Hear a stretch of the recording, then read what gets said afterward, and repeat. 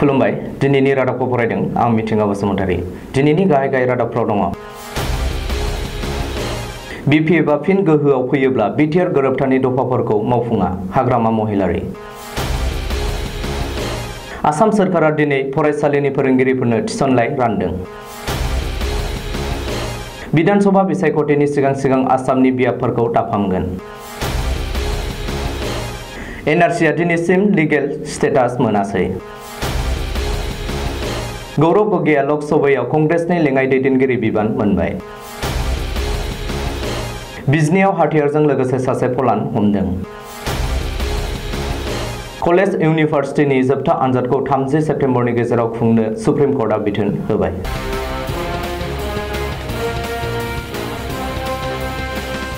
दानिया आबुं रादाब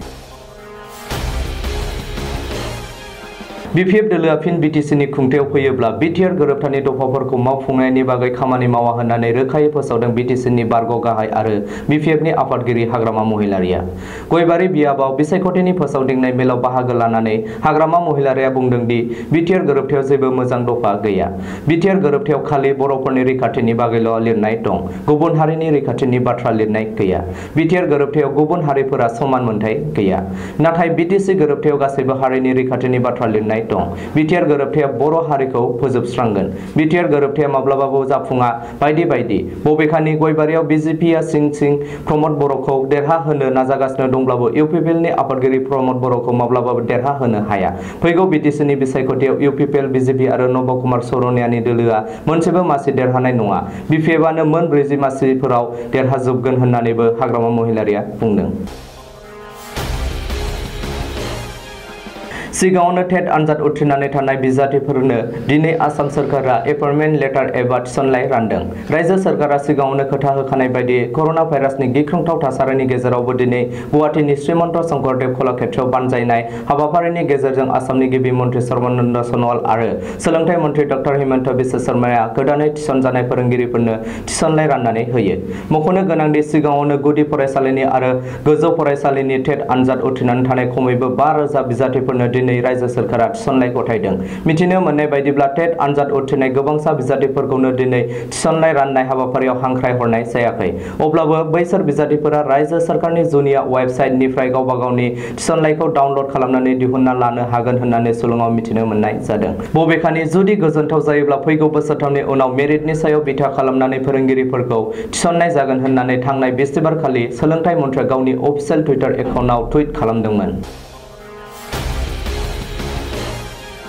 आसामखौ लाफानानै सा सानजा ओनसोलनि दरब्रै रायजोआव विधानसभा आरो लकसभा बियाबफोरखौ गोदानै दाफामनो साखाफारा जादों मिरु सरकारा बियाबफोरखौ गोदानै दाफामफिननो थाखाय represent of people act 8A दफाखौ सोदांनो थाखाय मिरु सरकारा थामथिम खालामदों मानोना बे दफाया बियाबफोरखौ दाफामनायाव हेंथा जानानै दं बबेखानि बे आयेनखौ सोदांनो थाखाय नखर मन्त्रालया बिसायख'थि आय'गनिफ्राय गनायथि मोनखाबाय होननानैबो मिथिनो मोनदों मख'नो गोनांदि डिलिमिटेशन एक्ट 2020 नि गेजेरजों थांनाय 20 बोसोरनि सिगाङावनो बियाबफोरखौ गोदानै दाफामनाय जादोंमोन नाथाय बै समाव आसामनि ओनसोलारि राजखान्थि दोलोफोरा हेंथा होनानै रिप्रेजेन्टेशन अफ पिपुल्स एक्टनि 8A दफाखौ जाबसिननायनि जुनै गोदानै बियाब दाफामनाया जाफुंनानै फैयाखैमोन अब्लाबो बे दफाया मोनसे गोदान दफा सरजाबफानानै बे खामानिखौ मावफुंनो थाखाय मिरु सरकारा आखायाव लादों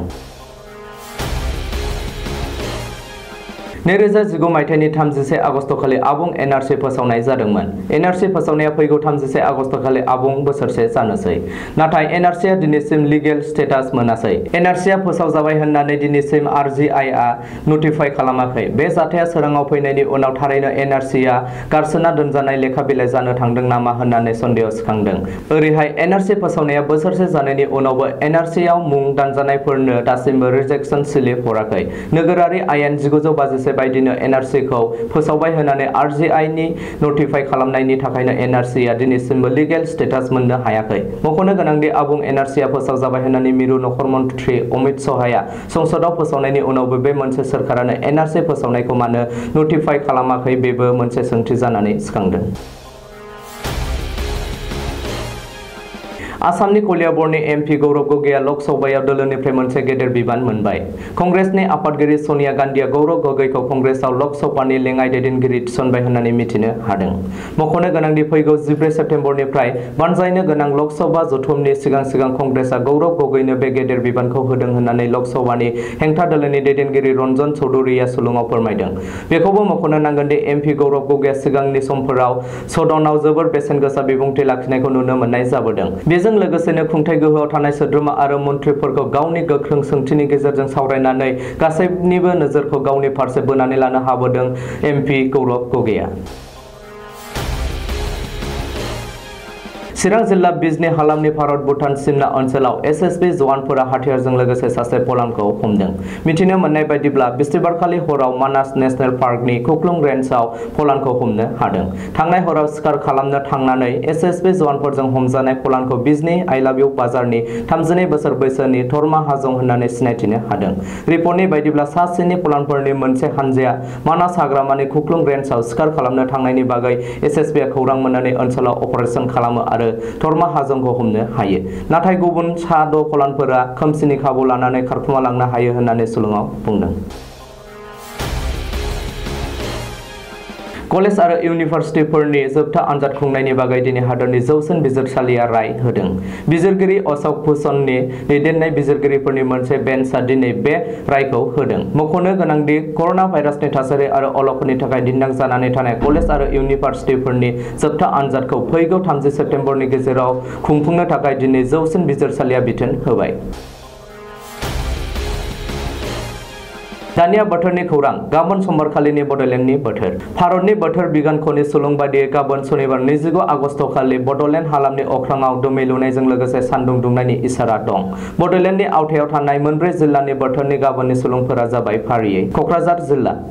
गाबोन क'क्राझार जिल्लायाव बोथोरा 32 डिग्री सेल्सियास जागोन। फुंबिलि समाव अखा दोमैनाय आरो अखा हानायनि इसारा दं। सानजौफु समाव अखा दोमैनायजों लोगोसे अखा हानाय आरो सान्दुंबो दुंनायनि इसारा दं। थिग बेबायदिनो हरनि समाव अखा दोमैनायजों लोगोसे अखा हानायनिबो इसारा दं। चिरां जिल्ला। गाबोन चिरां जिल्लायाव बोथोरा 32 डिग्री सेल्सियास जागोन। फुंबिलिनि समाव अखा दोमैनाय अखा हानाय आरो सान्दुं दुंनायनिबो इसारा दं। सानजौफु समाव अखा दोमैनाय अखा हानाय आरो लोगोसे सान्दुं दुंनायनिबो इसारा दं। थिग बेबायदिनो हरनि समावबो अखा दोमैनायजों लोगोसे एसे बिबांनि अखा हानायनिबो इसारा दं। बाक्सा जिल्ला।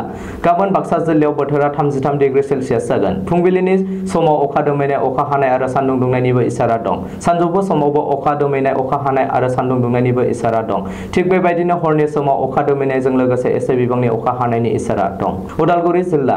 गाबोन उदालगुरि जिल्लायाव बोथोरा 32 डिग्री सेल्सियास जागोन। फुंबिलिनि समाव अखा दोमैनाय अखा हानाय आरो सान्दुं दुंनायनिबो इसारा दं। सानजौफु समाव अखा दोमैनायजों लोगोसे सान्दुंबो दुंनायनि इसारा दं। थिग बेबायदिनो हरनि समावबो अखा दोमैनायजों लोगोसे एसे बिबांनि अखा हानायनि इसारा दं। दिनैनि रादाबा एसेनोसै। गोजोन्थों।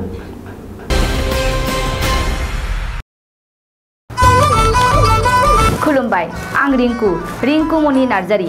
बड'लेण्ड इंखं टेलिभिजननि स्टुडिअ'निफ्राय फोसावनो सिगांदों मोनसे गोजोनथाव खौरां। बड'लेण्ड इंखं टेलिभिजनआ बानजायनो लादों अल इन्डिया लेभेलनि मोसानाय बादायलायनाय बड'लेण्ड डान्स मास्टार सिजन 1।